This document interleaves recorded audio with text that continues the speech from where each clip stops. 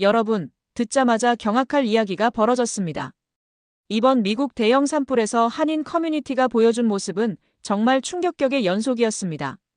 미국 곳곳에서 대피소가 운영됐지만 한인회관은 레벨이 다른 공간으로 미국 내에서도 대단한 이슈가 되었는데요. 단순히 물품을 나누는데 그치지 않았습니다. 게다가 더 놀라운 건 이들의 조직력입니다. 첨단 시스템으로 필요한 사람들을 찾아 물품을 배달하고 언어와 문화의 벽을 넘어 모두를 한 가족처럼 돌봤습니다. 특히 전통 음악으로 낯선 이들과 하나 되는 장면은 미국인들조차 경탄할 정도였죠. 이런 위기 속에서 한국인의 정과 연대가 만들어낸 감동 스토리, 지금 시작합니다. 저는 제 첫 번째 큰 취재가 재난에 관한 이야기일 줄은 정말 몰랐어요. 그런데 지금 저는 LA 오크 스트리트에 서서 하늘을 붉게 물들이는 불길을 바라보고 있었습니다. 연기가 너무 짙어서 눈물이 자꾸 나고 공기는 마치 잘못된 캠프파이어 냄새처럼 타는 냄새로 가득했어요. 제 이름은 릴리안 장이고 지역 신문사에서 일하는 주니어 기자예요. 오늘 아침은 평범하게 시작됐지만 절대 잊을 수 없는 하루가 되고 말았어요. 서쪽으로 빨리 가봐. 편집장이 전화로 저한테 말했어요. 산불이 방화선 넘었어. 현장에서 취재할 사람이 필요해. 저도 모르게 손이 떨렸지만 재빨리 기자 노트랑 휴대폰을 챙겼어요. 제가 신문사에서 일한 지 고작 6개월이었는데 주로 교육청 회의나 지역 축제 같은 걸 취재해 왔거든요. 그런데 이번에는 달랐어요. 이건 진짜였어요. 불길이 번진 곳으로 가는 길은 평소보다 훨씬 오래 걸렸어요. 차들이 꼬리를 물고 천천히 움직였거든요. 다들 가족과 짐을 싣고 불길을 피해 탈출하려고 했어요. 미니밴에는 대충 챙긴 짐들이 가득 쌓여 있었는데 상자 밖으로 사진첩이 튀어나오고 무릎 위에는 애완동물 이동장이 놓여 있고 아이들은 좋아하는 장난감을 꼭 쥐고 있더라고요. 한 남자아이가 차 창문에 손을 대고는 눈을 동그랗게 뜨고 멀리 보이는 주황빛 불길이 커지는 걸 지켜보고 있었어요.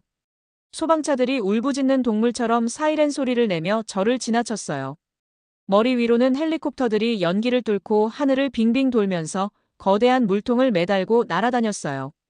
그 헬리콥터들은 거대한 불의 벽 앞에서 장난감처럼 작아 보였어요. 그 소리가 멀리서 들려오는 천둥 같은 소리랑 불타는 소리, 그리고 끊임없이 울리는 비상 알림음이 뒤섞였어요. 드디어 안전구역에 차를 세웠을 때 몇 블록 떨어진 곳에서도 화염의 열기가 느껴졌어요. 단순히 덥다기보다는 마치 오븐 문을 열었을 때 얼굴로 쏟아지는 열기 같았어요. 정전된 교차로에서 경찰관들이 반사조끼를 입고 교통을 통제하고 있었는데 그 조끼가 주황빛 불길 속에서 묘하게 빛나더라고요. 사람들이 바쁘게 지나가는데 어떤 사람은 마스크를 썼고 어떤 사람은 젖은 천으로 입을 막고 있었어요. 제가 처음 들른 곳은 워싱턴 고등학교 체육관에 마련된 비상 대피소였어요. 학교 주차장은 임시 지휘소로 변해 있었고 적십자 트럭이 구급차 옆에 나란히 주차돼 있었어요. 체육관의 2개 문을 열고 들어가니 밖의 혼돈과는 완전히 다른 풍경이 펼쳐졌어요. 평소에는 농구 경기나 체육 수업 냄새가 날 체육관이었는데 이제는 사람들 옷에 배인 연기 냄새랑 손 소독제 특유의 냄새가 섞여 있었어요. 농구 코트를 가득 채운 초록색 간이 침대들이 눈에 들어왔어요. 지난주까지만 해도 아마 아이들이 체육 시간에 뛰어놀았을 공간이었겠죠. 그런데 지금 그 자리는 집과 동네, 그리고 인생이 통째로 흔들리는 상황을 받아들이려는 가족들로 가득 차 있었어요. 평소에 들리던 운동화 끄는 소리는 잦아들었고 대신 조용한 대화 소리, 흐느끼는 울음소리, 그리고 공기를 맑게 하려고 돌리는 대형 선풍기 소리만 들렸어요. 체육관 한쪽 구석에서 4가족이 하나의 간이 침대를 공유하는 모습이 보였어요. 엄마는 벽에 기대 앉아 잠든 딸아이의 머리를 천천히 쓰다듬고 있었어요. 7살이나 8살쯤 돼 보이는 그 아이는 녹아서 일그러진 플라스틱 인형을 꼭 쥐고 있었는데 마치 세상에서 가장 소중한 물건인 것처럼 보였어요. 오빠로 보이는 아이는 옆에 앉아서 무릎을 가슴에 끌어안고는 멍하니 허공을 바라보고 있었어요. 아빠는 전화기를 들고 몇 초마다 확인하면서 서성거렸어요. 아마 자기 동네에 대한 소식을 찾고 있는 것 같았어요. 자원봉사자들이 조용히 사람들 사이를 오가며 물병, 그래놀라바, 담요 같은 걸 나눠주고 있었어요. 그 중에서 한 소방관이 제 눈길을 끌었어요. 키가 크고 그의 유니폼은 땀과 재로 뒤덮여 있었어요.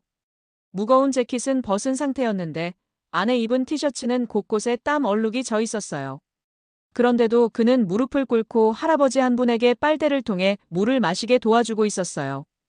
아마 하루 종일 무거운 호스를 잡고 사다리를 오르내렸을 손이었을 텐데 지금은 종이컵을 잡은 모습이 그렇게나 조심스럽고 섬세했어요. 저는 노트를 꺼냈지만 펜이 빈 페이지 위에서 멈춰 있었어요. 이 모든 걸 어떻게 적어야 할지 도무지 감이 안 왔어요. 이건 단순히 산불에 대한 이야기가 아니었어요.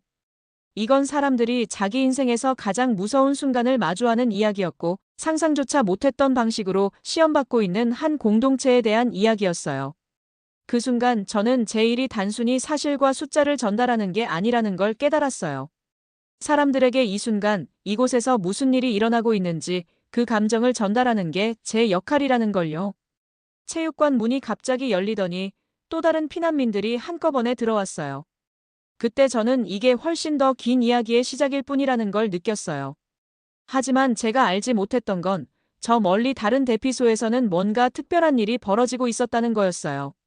그것은 공동체, 희망, 그리고 회복력의 진정한 의미를 제게 보여줄 일이었어요. 아침 햇살은 연기 사이로 겨우 비칠 정도였고 저는 코리아타운에 있는 한인회관에 도착했어요. 저희 편집장이 이 쉼터를 한번 가보라고 했거든요. 뭔가 특별한 일이 벌어지고 있다는 소문을 들었다면서요. 거긴 좀 다르다더라. 라고 했던 그녀의 말이 맞더라고요. 가장 먼저 눈에 들어온 건 차량들의 줄이었어요. 흔히 볼 수 있는 그런 혼란스러운 모습이 아니었고 질서정연한 행렬이 이어지고 있었어요.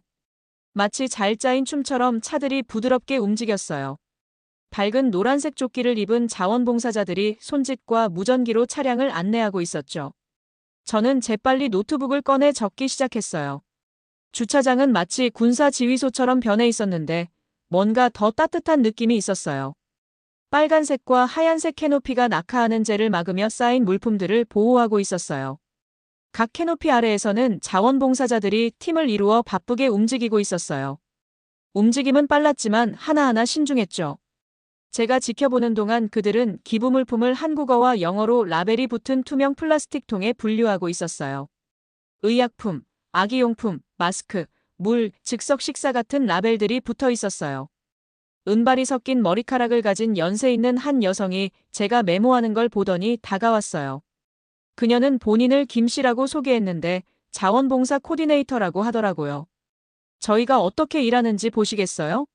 그녀는 마스크 너머로 따뜻하게 눈웃음을 지으며 물었어요. 저는 얼른 고개를 끄덕였어요. 김 씨는 저를 그녀가 공급망이라고 부르는 곳으로 안내했어요. 정말 대단했어요. 도착한 물품은 모두 철저한 과정을 거치더라고요. 물품을 확인하고 분류하고 컴퓨터에 기록한 후 특정 구역에 보관했어요. 태블릿을 들고 다니는 젊은 자원봉사자들이 구역 사이를 오가며 실시간으로 재고를 업데이트하고 있었어요. 저기 위를 보세요. 김 씨는 한 캐노피 아래 설치된 대형 화면을 가리켰어요. 화면에는 도시 지도가 떠 있었고 빨간색 영역은 화재가 퍼진 곳을, 파란 점들은 도움이 필요한 곳을 표시하고 있었어요. 이게 저희 비상 대응 시스템이에요. 브릿지 프로젝트라고 부르고 있어요. 근처에서 일하던 청년 하나가 마이너스 이름표를 보니 케빈이더라고요. 마이너스 그 시스템이 어떻게 작동하는지 설명해줬어요. 저 파란 점들 보이시죠? 각 점이 도움이 필요한 가족이나 그룹을 나타내요. 누군가 저희 핫라인으로 연락을 하면 그 사람을 지도에 추가해요. 그 다음엔 가장 안전한 방법으로 그들에게 다가갈 방법을 찾아내죠. 그때 드론들이 눈에 들어왔어요. 테이블 위에 세 대가 나란히 놓여 있었는데 마치 고성능 새들처럼 날아오를 준비가 되어 있는 모습이었어요. 저건 차량으로 갈 수 없는 곳을 위한 거예요. 케빈이 말했어요. 화재 때문에 많은 도로가 막혔거든요. 그런데 드론은 그 위를 날아갈 수 있잖아요. 저는 한 자원봉사자가 드론을 준비하는 모습을 놀라움 속에 지켜봤어요. 그녀는 작은 패키지를 드론 밑에 부착하고 태블릿에서 뭔가를 확인하더니 드론을 연기로 가득한 하늘로 띄웠어요. 저건 집에 갇힌 노부부에게 가는 거예요. 그녀가 설명했어요. 15분 안에 물과 비상물품을 받으실 거예요. 이곳의 모든 작업은 목적이 뚜렷했어요. 제가 방문했던 다른 쉼터들과는 달랐어요. 거긴 일손이 부족해서 지친 사람들이 수요를 따라가기 벅차했었는데 여기는 마치 시계처럼 척척 돌아가더라고요. 그렇다고 차갑거나 기계적이진 않았어요. 자원봉사자들이 울고 있는 피난민을 꼭 안아주는 모습도 봤고, 여러 언어로 위로의 말을 건네는 소리도 들렸어요.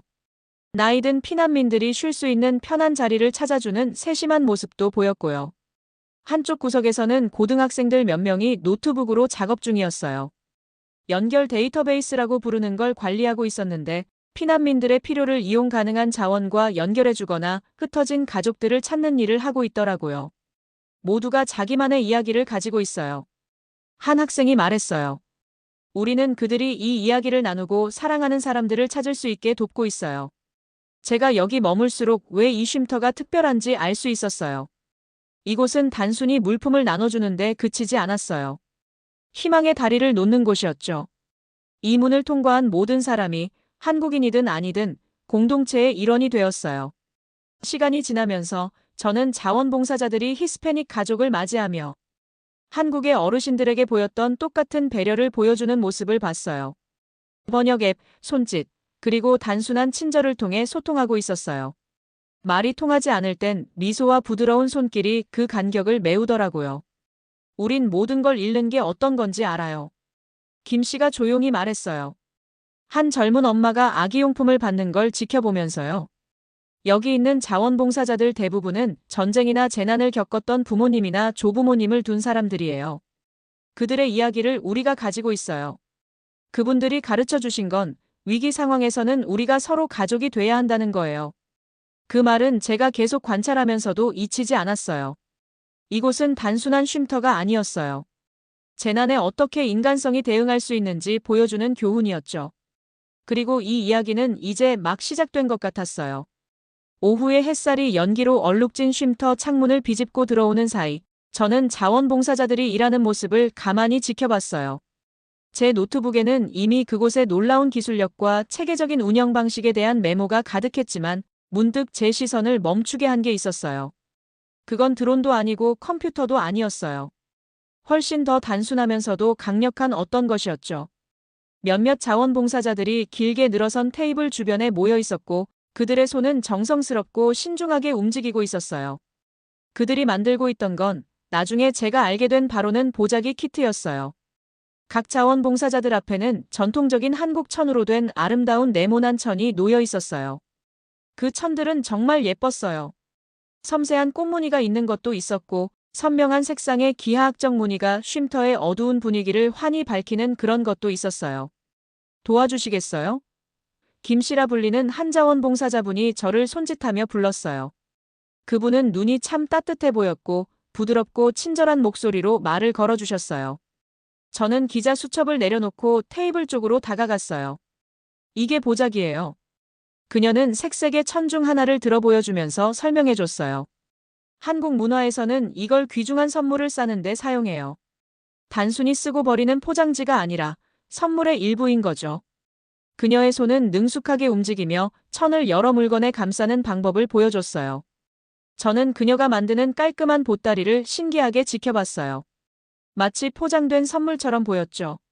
보자기 안에는 물병, 에너지바, 손난로, 마스크, 작은 응급용품들이 들어있었어요. 하지만 저를 가장 감동시킨 건 그 다음이었어요. 이제 가장 중요한 걸 할 차례예요. 김 씨는 저에게 작은 카드와 펜을 건네며 말했어요. 이 키트를 받을 분들께 메시지를 적는 거예요.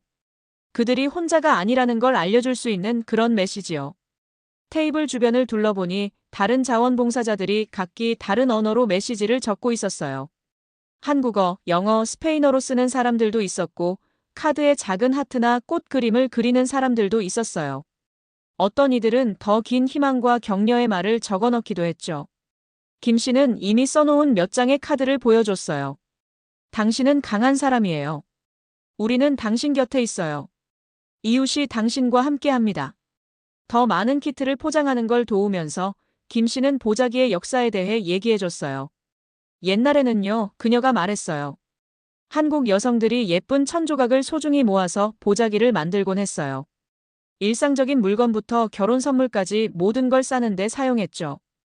각 보자기에는 만드는 사람의 정성과 받는 사람을 위한 따뜻한 마음이 담겨 있었어요. 그 순간 나이 지긋한 한 분이 보자기 키트를 받는 모습을 봤어요. 그분의 손은 약간 떨리고 있었고 저는 가까이 다가가서 그 반응을 지켜봤어요. 보자기를 풀어보는 그녀의 눈에는 눈물이 고였어요. 그 안에 든 물품들과 손글씨로 적힌 노트를 보고 감동을 받은 것 같았죠. 비록 그분이 한국어를 읽을 수는 없었지만 손가락으로 글씨를 따라가며 무언가를 느끼는 듯 했어요. 이걸 보니까 가족이 여기 있는 것 같아요. 그분이 더듬더듬한 영어로 말했어요. 알록달록한 천을 가슴에 꼭 끌어안으며 이어 말했어요. 불에서 사진이랑 추억을 다 잃었어요. 근데 이건 그녀가 보자기를 살며시 만지며 멈칫했어요. 이건 세상에 아직 좋은 사람들이 있다는 걸, 희망이 있다는 걸 보여줘요. 그 오후 내내 더 많은 대피자들이 보자기 키트를 받는 모습을 지켜봤어요. 반응은 사람마다 달랐지만 공통점이 하나 있었어요. 다들 손글씨로 적힌 메시지를 발견했을 때 놀라움과 진심 어린 감동을 느끼는 순간이 있었죠. 어린아이들은 밝은 색상에 눈이 반짝였고 부모님들은 물품을 들고 안도감을 느꼈어요. 연세가 있는 대피자들은 보자기를 마치 귀한 선물처럼 소중히 품었어요. 저는 이게 단순히 긴급 물품 키트가 아니라는 걸 깨달았어요. 이 보자기는 그 이상이었어요. 각 보자기는 낯선 이들 사이를 이어주는 다리였고 말로 하지 않아도 우리는 당신을 보고 있어요. 우리는 당신을 걱정해요. 라는 메시지를 전하는 제스처였어요. 사람들이 너무 많은 걸 잃어버린 이 시기에 이 단순한 천보따리는 물질적인 도움뿐만 아니라 존엄과 존중, 그리고 인간적인 연대를 제공해줬어요. 해가 지면서 쉼터 창문을 통해 길게 그림자가 드리워졌어요. 저는 제 손을 내려다봤어요. 하루 종일 천을 접느라 손이 피곤했지만 뿌듯한 피곤함이었어요. 저는 이곳에 기자로 와서 화재에 대한 공동체의 대응을 관찰하고 기록하려 했어요. 그런데 저도 그 대응의 일부가 되었고 작은 친절한 행동들이 가장 어두운 날에도 빛을 줄 수 있다는 걸 몸소 배우게 됐어요. 김 씨의 말이 계속 마음에 남았어요. 한국에서는요, 정이라는 말이 있어요. 사람들 간의 깊은 유대감, 말로 표현할 수 없는 따뜻한 마음이죠. 이 보자기 키트가 바로 그 정이에요. 이건 단순한 물품이 아니라 행동으로 보여주는 정의예요. 저는 원래 그냥 평범했던 회의실이 지금은 첨단 기술로 가득한 지휘센터로 변한 곳에 서 있었어요. 벽에는 스크린이 가득했고 우리 도시의 지도가 보였는데 빨간 부분이 불길이 가장 거센 곳을 나타냈어요. 젊은 자원봉사자들이 컴퓨터 앞에 앉아서 파란빛에 얼굴을 비춘 채 빠르게 키보드를 두드리고 있었어요. 그런데 저를 가장 놀라게 한 건 단순히 기술 때문만은 아니었어요. 평범했던 이 사람들이 순식간에 응급구조 요원으로 변했다는 게 정말 대단했거든요. 어떻게 작동하는지 보실래요? 사흘 동안 드론 운영을 관리해온 대학생 사라 김이 물었어요. 그녀는 피곤해 보였지만 시스템에 대해 이야기할 때만큼은 눈이 반짝거렸어요. 저는 고개를 끄덕이며 기자 노트를 꺼냈어요. 사라는 가장 큰 화면을 가리켰어요. 화면에는 우리 도시의 자세한 지도가 나와 있었죠. 이 빨간 부분이 보이세요? 여기가 불길이 가장 심한 곳이에요. 그리고 노란 부분은 사람들이 갇혀 있을 가능성이 있는 곳을 나타내요. 그녀가 버튼을 클릭하자 여러 개의 파란 점이 나타났어요. 이 파란 점들은 저희 드론이에요. 저는 스크린 속 파란 점 하나가 움직이는 걸 보고 놀라움에 빠졌어요. 실제로 그 순간 우리 도시 어딘가에서는 연기로 가득 찬 하늘을 날아다니며 생수병과 구호품을 실은 드론이 움직이고 있었던 거죠. 그런데 어디로 드론을 보내야 할지는 어떻게 아세요? 제가 질문하며 최대한 빠르게 노트를 적어 내려갔어요. 사라는 미소를 지으며 저를 다른 작업대 쪽으로 데려갔어요. 그곳에서는 자원봉사자들이 전화를 받으며 컴퓨터의 위치를 표시하고 있었어요. 사람들이 도움이 필요하면 저희 핫라인으로 전화를 주셔요. 그녀가 설명했어요. 그 위치를 시스템에 입력하면 저희 소프트웨어가 드론이 가장 안전하게 갈 수 있는 경로를 찾아줘요. 그 순간 헤드셋을 쓴 한 젊은 남자가 사라를 불렀어요. 웨스턴 애비뉴에 갇힌 가족이 있어요. 그는 다급한 목소리로 말했어요. 연기 때문에 집 밖으로 나갈 수가 없고 소방차도 접근이 안 된다네요. 사라는 바로 작업에 돌입했어요. 그녀의 손가락이 키보드 위에서 날아다니듯 움직이며 주소를 입력했어요. 몇 초 만에 컴퓨터 화면에 지역의 3D 지도가 떴고 초록색 경로가 반짝이며 표시되었어요. 이게 드론이 갈 경로예요. 그녀가 설명했어요. 소프트웨어가 바람 방향, 연기 밀도, 그리고 불길의 위치를 고려해서 가장 안전한 길을 찾아주는 거죠. 다른 화면에는 드론 카메라가 보여주는 장면이 나타났어요. 연기 속에서도 열감지 카메라 덕분에 화면은 선명했어요. 화면에는 아래쪽 거리의 모습이 보였는데 쓰러진 나무나 버려진 차들 때문에 길이 막힌 곳도 있었어요. 드론은 장애물을 피해 부드럽게 날며 목적지에 가까워지고 있었어요. 저기 봐요. 사라가 신나게 외쳤어요. 드론 카메라를 통해 2층 창문에서 손을 흔드는 사람들이 보였어요. 드론은 안정적으로 멈춰섰고 물, 마스크, 응급 구호품이 든 패키지를 아래로 내려주었어요. 이 모든 걸 어떻게 배우셨어요? 저는 그들의 정교한 작업에 감탄하며 물었어요. 사라의 대답은 예상 밖이었어요. 저희 대부분은 불이 나기 전까지 그냥 평범한 IT 업계 사람들이었어요. 그녀가 말했어요. 어떤 사람들은 기술 회사에서 일했고 어떤 사람들은 학생이었죠. 그런데 화재가 시작되니까 저희 기술을 활용해야겠다는 생각이 들었어요. 지역 기업이나 대학교에서 드론을 빌려왔고 밤낮으로 이 시스템을 만들었죠. 그녀는 저를 물품 보관소로 데려가 보여줬어요. 자원봉사자들이 드론에 실을 패키지를 준비하고 있었어요. 드론 하나당 약 5파운드의 물품을 실을 수 있대요. 많아 보이지는 않을 수도 있지만 사라가 인정했어요. 물이 떨어지고 있는 상황에서 작은 구호품 하나가 목숨을 살릴 수도 있잖아요. 그 방은 바쁘게 움직이는 사람들로 활기가 넘쳤어요. 자원봉사자들은 비행 경로를 프로그램하고 배달 상황을 모니터링하고 있었죠. 그들이 만든 건 단순히 기술을 이용한 시스템이 아니었어요. 기술과 인간의 따뜻함이 하나로 융합된 무언가였어요. 드론이 단순히 물품을 운반하는 게 아니라 희망을 나르고 있었던 거죠. 그 순간 우리가 조금 전 도와줬던 가족에게서 무전 메시지가 들려왔어요. 감사합니다. 떨리는 목소리가 들렸어요. 우린 모두가 우릴 잊은 줄 알았어요. 사라의 눈에 눈물이 고였지만 그녀는 재빨리 눈물을 닦아내고 다시 컴퓨터로 돌아갔어요. 여전히 해야 할 배달이 많았고 여전히 도와야 할 사람들이 있었거든요. 그녀는 또 다른 위치를 지도에 표시하고 또 다른 드론을 준비했어요. 가장 힘든 부분은요, 그녀가 일하며 말했어요. 기술이 아니에요. 도움이 필요한 사람들이 저 밖에 있다는 걸 아는 거예요. 그런데 저희가 할 수 있는 건 한 번에 조금씩밖에 없다는 게 답답하죠. 그녀는 잠시 멈췄다가 단호한 표정으로 덧붙였어요. 하지만 저희는 모두가 안전해질 때까지 멈추지 않을 거예요. 저는 방을 나서기 전에 마지막으로 방안을 둘러봤어요. 이 자원봉사자들은 정말 대단한 걸 만들어냈어요. 인간의 따뜻한 마음과 기술 혁신의 완벽한 조화를 보여줬죠. 위기 상황에서는 단순히 좋은 도구를 가지는 것만으로는 부족하다는 걸 깨달았어요. 그 도구를 제대로 사용해서 사람들을 돕는 사람이 필요하니까요.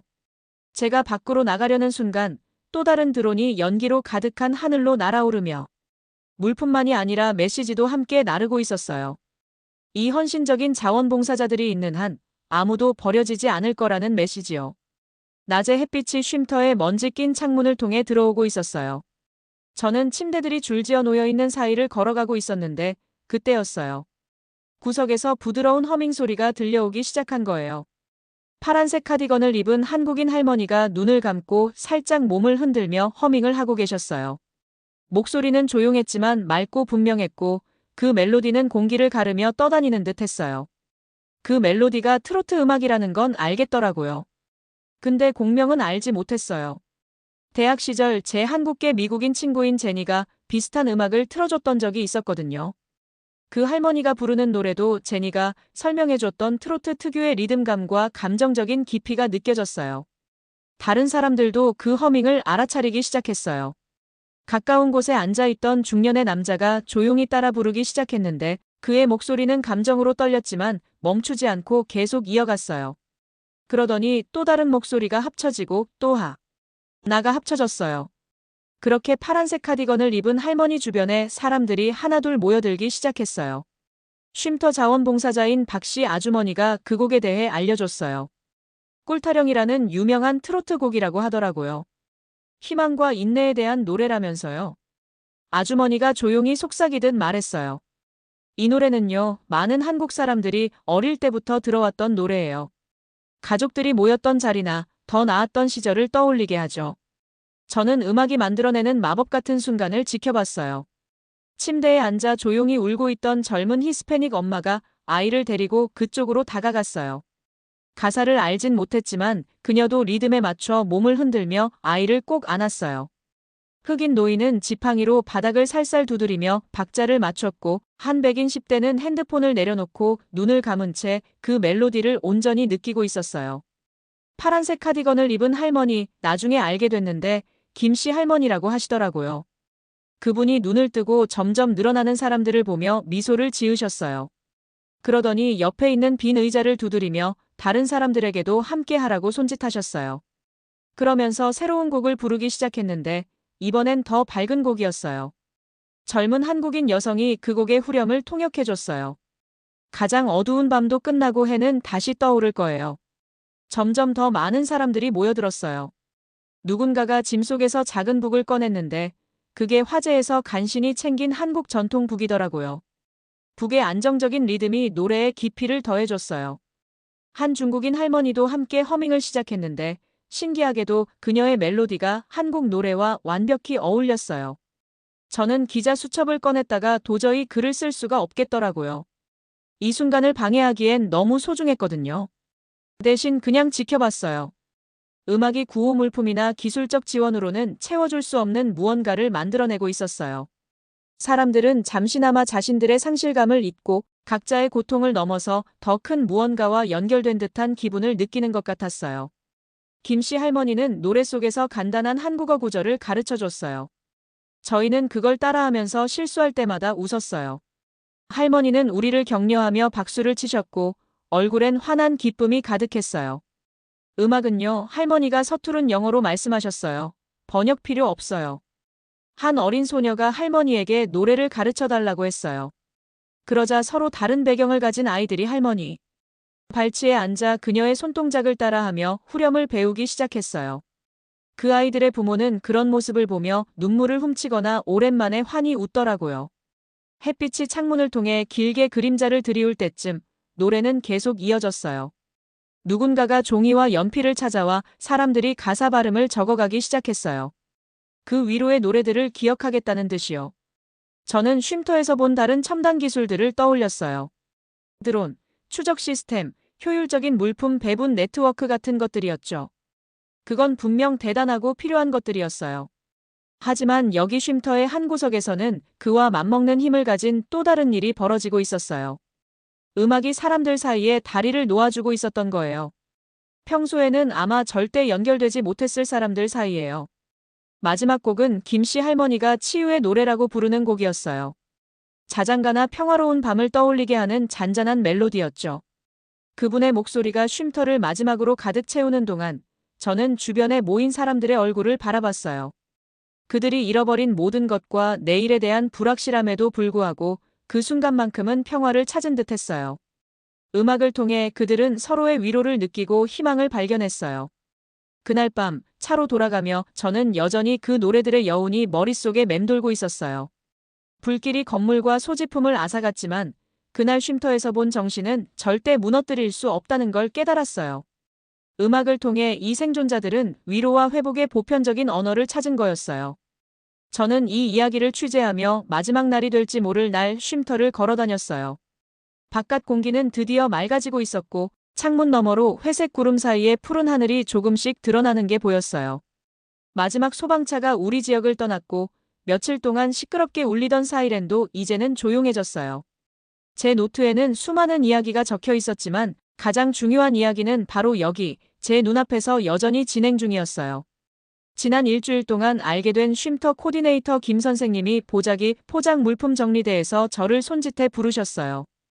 그녀는 새로운 자원봉사자들에게 보자기 키트를 어떻게 포장하는지 보여주고 있었죠. 이 모서리들을 이렇게 접는 거예요 하며 그녀는 능숙한 손놀림으로 시범을 보였어요. 이 접는 동작 하나하나가 따뜻한 포옹을 건네는 거랑 비슷하다고 생각하면 돼요. 자원봉사자들은 고개를 끄덕이며 그녀의 동작을 따라했어요. 제가 보니 이들은 다양한 배경에서 온 사람들이었어요. 어떤 사람들은 한국인이었고 어떤 사람들은 그렇지 않았지만 이들은 마치 오래전부터 함께 일해온 사람들처럼 완벽하게 협력하고 있었어요. 입구 근처에서는 화재로 집을 잃은 지역 건설 노동자 후안이 몇몇 한국인 어르신들에게 도미노 게임을 가르쳐주고 있었어요. 지난주에는 같은 어르신들이 모든 통신이 끊겼을 때 위성전화를 이용해서 후안이 가족과 연락할 수 있도록 도와줬던 사람들이었어요. 이제는 서로 언어도 제대로 통하지 않으면서도 함께 웃으며 도미노를 하며 즐거워하고 있더라고요. 위기 상황에서 사람들 사이의 유대감이 이렇게 빠르게 형성될 수 있다는 사실이 저를 놀라게 했어요. 드론팀은 여전히 한쪽 구석에서 바쁘게 움직이고 있었는데 그들의 임무가 조금 바뀌었더라고요. 긴급 물품을 배달하던 대신 이제는 실종된 반려동물을 찾고 피해 입은 가정을 확인하는 일을 하고 있었어요. 대학생이자 드론 조종 경력이 꽤 오래된 사라가 박할머니에게 드론 조종법을 가르치고 있는 모습이 보였어요. 박할머니가 드론을 처음 착륙시키는데 성공하자 얼굴에 환한 미소가 번졌고 주변 사람들이 모두 박수로 축하해줬어요. 주방은 쉼터의 중심지가 되어 있었어요. 처음엔 단순히 음식을 배급하던 장소였지만 이제는 단순한 식사, 그 이상을 나누며 서로의 이야기를 공유하고 희망을 전하는 공간으로 변했어요. 오늘은 김치찌개 냄새와 누군가의 집에서 만든 닭고기 수프 냄새가 섞여서 풍겨왔어요. 화재 전에는 멕시코 식당을 운영하던 마리아가 한국인 자원봉사자들에게 직접 토르티아를 만드는 법을 가르쳐주고 있었어요. 저녁에는 불고기와 함께 토르티아를 곁들여 먹기로 했는데 이건 서로 다른 문화가 섞여 만들어낸 완벽한 조화처럼 보였어요. 모두가 집에 온 것 같은 기분을 느낄 수 있었어요. 저는 처음에 브릿지 프로젝트에 대해 얘기해줬던 이노 신사, 이 선생님과 자리를 함께 했어요. 이 선생님은 커피를 휘저으며 말씀하셨죠. 저는 젊었을 때 아무것도 없이 미국에 왔어요. 정말 외로웠었죠. 그런데 지난 일주일 동안 믿을 수 없는 걸 봤어요. 이건 단순히 화재로부터 사람들을 도운 게 아니에요.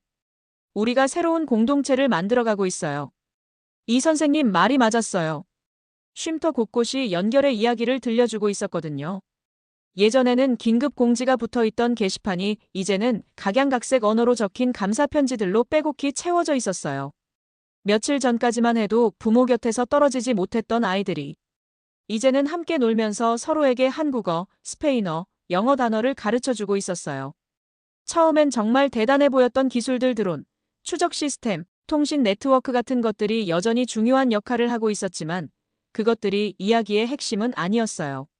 진짜 이야기는 이 도구들이 사람들을 하나로 모아 위기를 함께 헤쳐나가도록 도왔다는 점이었어요. 제가 카메라와 노트를 정리하면서 마지막 기사를 어떻게 쓸지 고민했어요. 이 공동체가 단순히 화재를 견딘 게 아니라 더 강해졌다는 사실을 어떻게 표현할 수 있을까요? 이 모든 파괴의 한가운데에서 사람들이 아름다운 무언가를 만들어냈다는 걸 어떻게 전달할 수 있을까요? 그때 한 어린 소녀가 제 소매를 잡아당겼어요. 그녀는 밝은 천으로 정성껏 쌓인 보자기 키트를 들고 있었어요. 이거 드릴게요. 그녀가 수줍게 말했어요. 우리 이야기를 전해주셨으니까요.